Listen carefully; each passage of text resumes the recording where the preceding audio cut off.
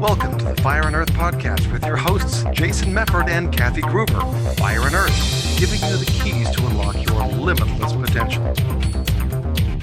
Welcome to another episode of the Fire and Earth podcast. I'm your co-host, Jason Mefford. And I am Kathy Gruber, and I am so thrilled to introduce another phenomenal guest. We have Mike Mandel here. I've known Mike for years. He is an amazing hypnotist, and he has probably forgotten more than I know about things. So we're thrilled to have him. We're going to talk about some really cool stuff today, so let's dive right in. Very happy to have Mike Mandel here. So Mike, why don't you tell us a little bit about who you are and your background, and why you're just so fabulous. Oh, very kind. Sure. Born in England many, many years ago. I'm closer to 70 than 60 now. And we moved to Canada when I was a boy, which is probably just as well. At home, I spoke like this all the time because we're from the north of England. And I was going to say, you lost the accent. Well, no, I didn't lose it at all. It's just there all the time. But I grew up in Toronto when I was Canadian at school, and I spoke like this when I was at home again. So it's weird. It's in the blood. So we moved to Toronto, and when I was about 12 years old, my father said any book I wanted I could have. He was trying to encourage me to read more. He was an engineer. Ex-British Army, and I went to a bookstore in Toronto, and I saw this used book, I think, in a bin. It was pretty cheap, it's like $2, and it was called The Key to Hypnotism by Walter Gibson, and I was like, oh, it's amazing. So I got this book, and I went out, read the contents, went out searching for someone to hypnotize, and there were two kids lived next door at McLean Animal Hospital. Above the hospital, their dad was a vet tech, and Max Gibbs and Wayne Gibbs, his elder brother. So I was 12, Wayne was maybe 10, Max was maybe 9. And I said, can I hypnotize you guys? They didn't know what I'm talking about. They said, yeah. So Max just thought it was a big joke. Wayne, I got him in trance, my first attempt. And I made his hand cataleptic, and he had glove anesthesia. And I stuck pins like literally through the tip of one of his fingers. And it was bleeding like crazy. And he was looking at it, didn't feel it. And his parents didn't find it nearly as interesting as I did. And I was banned from doing that stuff. But I found out I had a knack for it at an early age. And even walking home from high school when I was like 13, 14, there were a couple of friends who would walk home with me, and I'd get in a conversation, and I could make them angry with each other and step out of the frame, and they'd wind up wrestling on someone's lawn, pissed off with each other. And I realized now I was using embedded commands and Ericksonian patterns without having a clue what the hell they were. So the interesting thing is 10 years ago, I ran into Wayne Gibbs, and he's in his 50s, late 50s now, or was then. And we put it on Facebook. I said, here he is, patient zero. He said, what are you doing these days? I remember you used to hypnotize me, stick pins through my fingers. I said, funny you should say that. You stop putting pins through people's fingers though, right? But so I had a knack for hypnosis as a kid. As crazy as it sounds, I was sort of a hypnosis savant. I always found it ridiculously easy to get people into trance. And then started doing stage shows. And my first show was January 1975. Did about 5,000 shows, Canada, US, Britain, Australia, Caribbean. Loved it. 5 years ago, got sick of it. That was at the 40-year in the road mark. And I retired from the stage about a year and a half ago. And now I just do the teaching full time. I saw Tony Robbins, got interested in NLP. This is 1992. Got an NLP practitioner certificate, then master practitioner. Then went on under John Grinder to be an NLP trainer in NLP New Code. And I was doing hypnosis shows still back then, including the Ontario Police College, had me in over 100 times. And they loved it. And I hypnotized more police than any other demographic. I think I have the world's largest private army. We only need, we've already got guns, they just need the trigger word. Can we get on that? Because we can help. Absolutely. So the bottom line was, they started asking me to do forensic work for them. And I wound up teaching their advanced interviewing module. I started doing police lectures across Canada and then in Virginia and New York, and providing forensic hypnosis because I created a method that does not and cannot cause false memory syndrome. And that was sort of the start of all that. And then I connected with my best friend, Chris Thompson. He saw me teaching, and I used to work with NLP Canada. My mentor, Derek Balmer, passed away in 2000, and Chris took over the business, and he positioned Toronto as the hypnotic world epicenter. And when the world started showing up, 2 psychiatrists from Singapore, people from India and Africa and Britain and Australia, New Zealand, we were just amazed. And that's where we are now. We teach training 5-day intensives at the University of Toronto 3 times a year.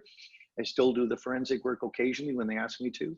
And we do all the hypnosis conferences and have an online hypnosis academy. Just have a blast with this field because it still fascinates me. Yeah. And you make it so fascinating. And I think this past year in Vegas is the first time I actually did one of your like 3-hour workshops. I had done some of the little snippets of stuff. Which one was that? Yeah. Did I do rapid inductions maybe? Because you yeah. actually did hypnotize me. It was beautiful. I have no recollection of that, Yana. I woke up with these pins in my fingers. It was the weirdest thing. Yeah, I don't know what happened. No, but it was incredible. And so I started taking some of your online courses, and I've already learned so much from you. You're my new go-to guy, because you just, like I said, you just have such a breadth of knowledge.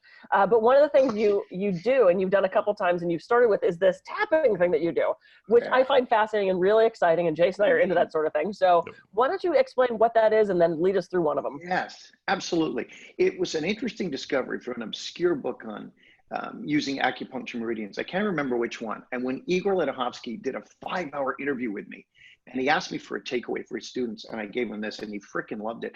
I do this for every single class we teach. We do this first. Now, what this does is it puts you in the zone in 30 to 40 seconds, and it brings a very powerful ego state, which we will discuss, into the executive. And so what you're going to do is you're going to tap on the back of your non-dominant hand. So if you're ambidextrous, you can use either. It doesn't matter which one you use. But between the ring finger and the baby finger, between the metacarpals, there's a channel about 2 fingertips wide, and the 2 fingers fit neatly into that channel. You'll know you got it. Now, you can do it tap like this, or you can do it flat. It doesn't matter, firmly and fairly quickly. And you say this as though you believe it, even if you don't.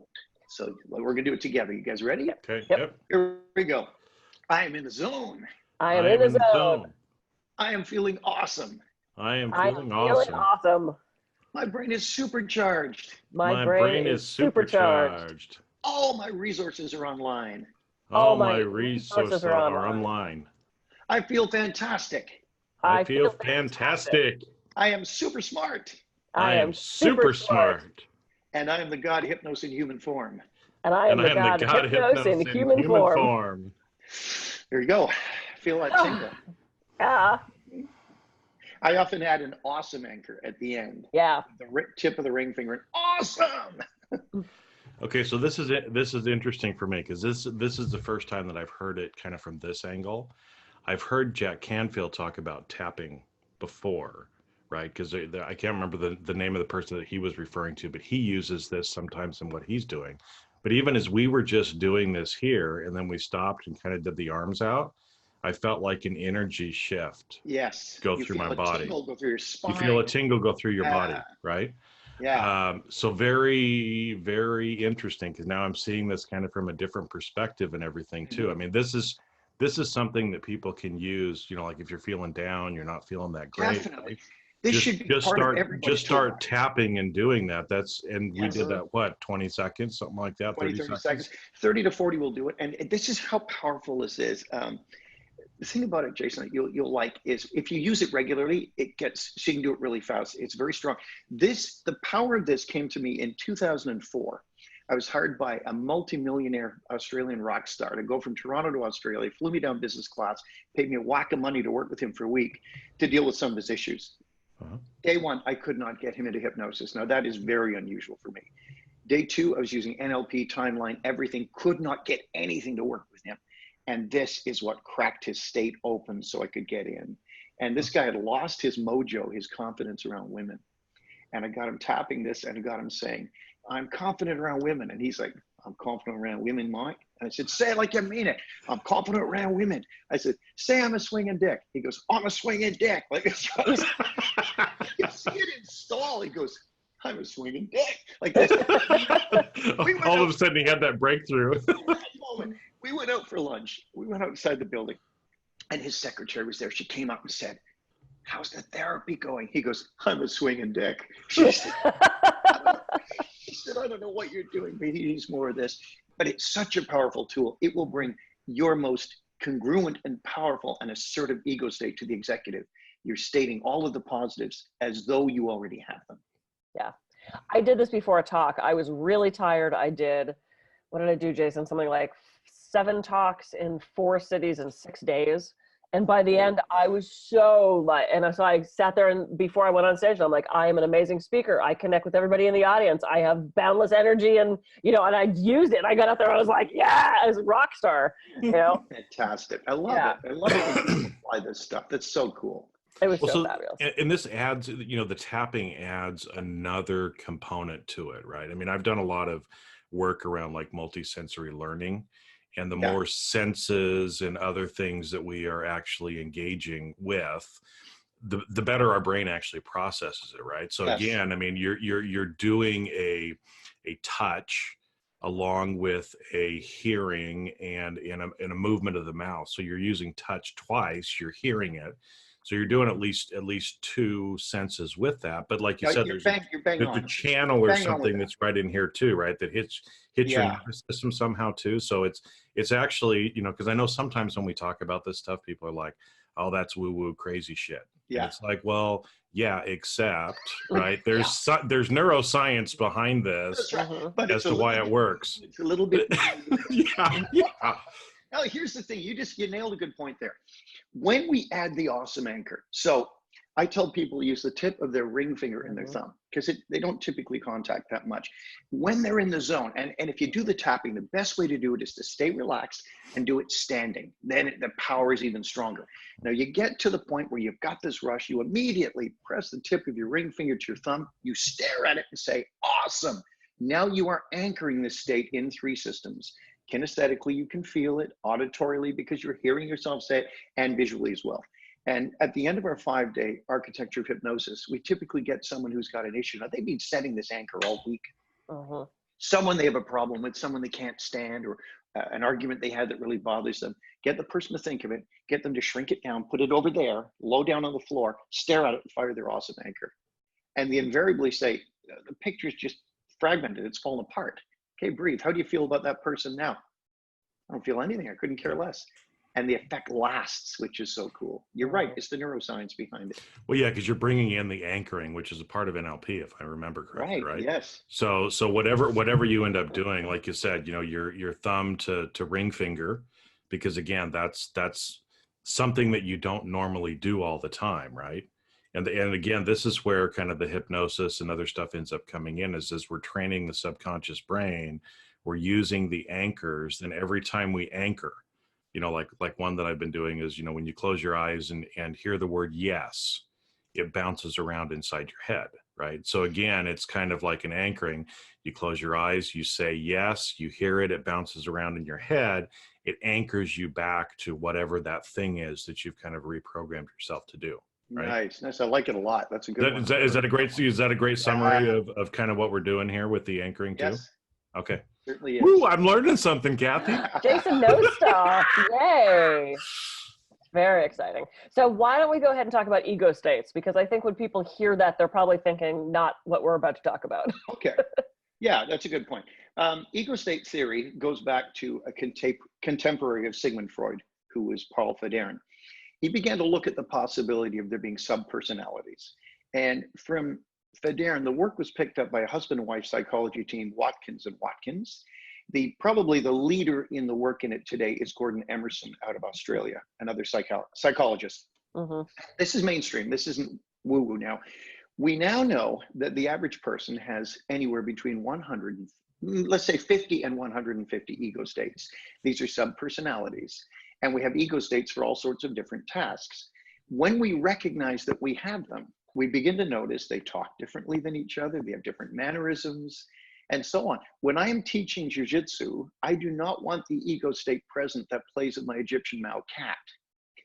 I don't want to be, oh, is it good? No, I want to be locked in my most aggressive, powerful state. Likewise, if I'm studying, I want an ego state that's going to learn the information quickly. And the difference between us and people with dissociative identity disorder, that used to be called multiple personality, is our ego states know about each other for the most part. Now, realize they aren't psychological constructs. These are burned into your physical brain. These are neural pathways that are burned in. They are created usually in childhood for specific purposes. And then they are run digitally, meaning only one ego state can be executive at any given time. So When it is executive, that ego state lights up in your brain and connects to executive function in your prefrontal cortex here. The one that is executive is the one that's running the show. Now, we've all had things like you go into the kitchen and you go, or another room, you say, what the hell did I just come in here for? Now, the ego state that told you to go into that room is no longer executive. Another one is. Mm-hmm. And you'll even hear things like the drunk who loses his car keys. He can't find them until he's drunk again. Then he remembers where they are. Because that ego state is executive when he's drunk. And there's two great models here that really help people understand it. One is the classroom model. I'll give you this and I'll give you an even better one. The classroom model says, imagine a class, a lot of kids, and the teacher's chair at the desk is vacant. And in the classroom, there's groups of kids who hang around together. They've been friends for years and they talk a lot and they're very fun. Then there might be the class clown. Then there might be a couple of bullies in the class. There might be someone standing in the corner. There might be kids who've not talked in years. They're timid. They're not part of any groups. Whichever kid is sitting in the teacher's chair running the class, that is the one that is executive at that moment. And so the better model even is the model of a house. Imagine a bungalow, and executive is whoever answers the front door. Now, in the living room, the main floor, you've got about 5 to 15 ego states that hang out there and they are generally available. Now, down in the basement, you got ego states that don't come up too often. And then there's a bomb shelter off to the side. And where you don't want to go there. That's where you don't want to go, but actually you do, because those are ego states they're called vaded. Vaded means invaded by fear, anger, sadness, trauma. They're the ones that need to be healed and brought back into the community. Now, why this is so critical is sometimes we'll be using an NLP intervention or hypnosis or even the tapping stuff, which I've had phenomenal results with my own 6-step tapping sequence. But there are the times it did not work, even though I thought I did everything right. The reason why is you must have the vaded ego state executive when you're doing the tapping. Otherwise, you have another ego state observing. And we see this with smoking cessation. The guy phones, he wants an appointment, oh, I'm desperate to quit. But the ego state that shows up in the office is not necessarily the one that made the appointment. So instead of the one that feels the stress, the distress, you've got one that intellectually thinks about it. So the way to get around it is if you're doing the tapping, and someone says, I'm scared of snakes. Well, what's it like? Oh, it's pretty bad. You've got the wrong ego state executive. You get them to feel it in their body. How do you feel it when you see a snake? By getting them to feel it, which is the affect bridge in hypnosis too. You are now bringing the vaded ego state to the executive. And now when you treat it, it'll make all the difference in the world. Mm-hmm. Is there a way, Mike, to bring this into the consciousness? So like if I'm going into a business meeting, I could consciously say, okay, I want business Kathy. And if I'm going on a first date, I can say, okay, I want romantic frivolous Kathy. I mean, can we like just call those up? I mean, I know we kind of switch through them naturally. Right. Speaking of Snow White, but Jason and I had a whole episode about, I just did a coaching program where people in the group saw what they observed in our personality and then they saw what they wanted to observe more. And everyone said that I was, the ambitious, the driven, the tough girl, the no nonsense, the get it done type A person. And they wanted to see a little more love and a little more tenderness. And so I had to walk around the rest of the day being Snow White. That was the part of the personality that's fucking Snow White. This is the part of my personality that they wanted me to bring out, which is certainly in there. I mean, my God, I cried everything, but they didn't get to see that. So my name tag for the rest of the day said Snow White. I didn't get the fun, like, what was the one, Stinky Stinky dancer is what I wanted, but I didn't get that one because I guess I'm that normally. So I don't know what that means. But yeah, I mean, but is there a way that we can, no pun intended, tap into those ego states to bring them forward when we need them? Yes, because you do not want business Kathy at a romantic meeting, at a romantic event, dinner or something. Likewise, I did a hypnosis show at a theater east of Toronto many years ago. And my wife's best friend said, oh, it was a good show, but he didn't seem himself. I said, what? She said, oh, he was sort of teaching everybody. He wasn't very entertaining. I had been teaching all week, and my teaching ego state had stayed executive instead of my entertaining ego state, which is quite a different one. They can both do hypnosis. So what you do is the old method is you get a shopping list. What do you want this state to be? And of your 150, the one that closely matches it is the one that will show it. Remember, they want to do jobs. They want to help you. They like being executive. So that's what we're doing with the tapping on the hand. Just make sure your shopping list is the one for that ego state, and you will bring it to the executive. Yeah. So you Well, say, and I it's, want to be romantic, or I am romantic, etc. Go ahead. well, I was going to say, because it's interesting as you bring this up too, because, you know, in kind of like peak performance type of vein, right? Where again, it's like you're trying to bring out that future self, or that, you know, what we're referring to kind of as the ego state. If you need CEO Jason to show up and be there to be able to get what you want to have in the future, you need to have that ego state show up more often, right? And so again, but it's interesting, you know, again, as you're saying this, because I'm drawing the parallels from different places, you know, like that, where it's like, okay, I've got a speech that I've got to give, you know, or like you said, you know, when you were doing the stage show, you need entertainer Mike to show up, not teacher Mike to show up at that point. And so we can kind of consciously say again, and if we're having trouble, you know, with maybe some self-doubt or other stuff, well, there again, there's a great opportunity to use that tool that we just talked about with tapping to be able to pull out that other ego state and be in the right frame of mind to get done what we needed to do. You're totally bang on with that. In fact, ego states will cooperate with each other. I found that when I teach, I have a teacher ego state, and I have two others that accompany me. I see them as one on each side. The one on my right is the librarian, and that's the name it gave itself. And when someone asks me an obscure question, you know, translogic, what is translogic? The librarian gives me the information right away. I was 1959 at University of Pennsylvania. M.T. Ornay did the first work in it before he met Georgia, and bang, it's there. Now, there's also on the other side a state which is a classic archetype. It's the jester. And all he does is monitor the class, listen to me, and throw in zingers. That's it. Yep. I've seen it. I'm a Presbyterian, but he's like a Jewish comic. He's fantastic. So he's waiting in the background. And the funny thing is, I can feel that he's about to become executive and say something, but I don't know what he's going to say.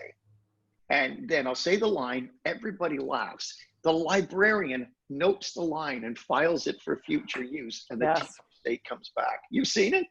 Yes, and I'm so glad you said that, because when I have that exact same thing happen, except I have this little like accountant guy, and he sits at a desk with the visor and the green banker light, and he like looks for shit for me, like he researches stuff. And then I have the like da Kathy, and then it's noted, because this is how the comedy comes out. And when as a speaker is you say something and there's a part of you that notes, oh, okay, I'm going to keep that. And then the task is to make it new every single time, because the first time I spoke at HypnoThoughts, I did a talk on marketing, and I went through this whole list of things that didn't work for me. And I said, and I didn't mean this to come out this way, but it did. I said, yeah, I was asked, you know, did I want to have my picture on this park bench at this golf tournament? And, you know, I got nothing out of it except people sat on my face all summer. Right. And everyone started laughing, and I went, oh shit, okay, note that. And there was a part of my brain that went, that one worked. Yeah, it was hilarious, and I didn't mean it to come. It just sort of came out of my mouth that way, and I realized, okay, I need to hang on to that. And once again, we've blown through a half hour. So, Mike, you had some cards that you wanted to talk about. I want to mention close off this. These are called interactive cards, and you can get them online. I buy them from Caversham Books in Toronto. They ship them anywhere, and these cards are mind-blowing. I've done a lot of self-work over the years. I don't know if you ever heard my keynote at HypnoThoughts last year. God, but so the whole thing about the bear, you know, the teddy bear in the keynote. These cards are all these remarkable archetypal pictures, and you're not going to be able to see them. But some of them are wounded, and some are like look at this, sort of a party guy, and a bouncer, and here's my jester. Yeah. What these enable you to do is work with the client and do self-work as well. So you can sit down, sort of get in the zone. Go through the cards. Do I relate to this one? Yes. Do I relate to? No. All the ones you don't relate to, you put back in the box. The ones you do, you start to group them on the floor. Oh yeah, this is when, and this is when. Now when you've got the grouping, you can take one, pick it up, and externalize it. You can talk to that ego state and say, look, I don't like it when you do this. I know you're attempting to help me. It's mind-blowing. I dealt with two, one called Happy Pig and one called Wellness Man. And Happy Pig, eat cheese sandwiches at 11 p.m. and handfuls of dried fruit and blowing up to 190 pounds. And Wellness Man now determines when Happy Pig can binge. And so now I only eat once a day. I do OMAD, 1 meal a day. And Happy Pig has 1 hour to eat as much as he wants. And Wellness Man keeps an eye on things and reminds me to exercise too.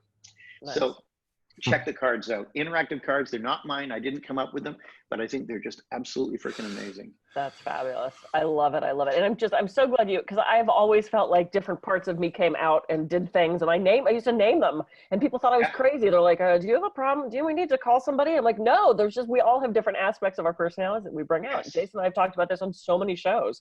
So, this has been spectacular. All right. We have to let you go. All right, Jason, final thoughts. Well, I was especially at the end there where you were talking about the archetypes, because it reminded me again, there's a museum up in Seattle. It used to be the Hendrix Music Experience. Now I think it's called Pop Culture or something like that. Anyway, there's a display in there about fantasy, about fantasy books, about Tolkien, and kind of the rise of like the whole fantasy stuff in the last 150 years.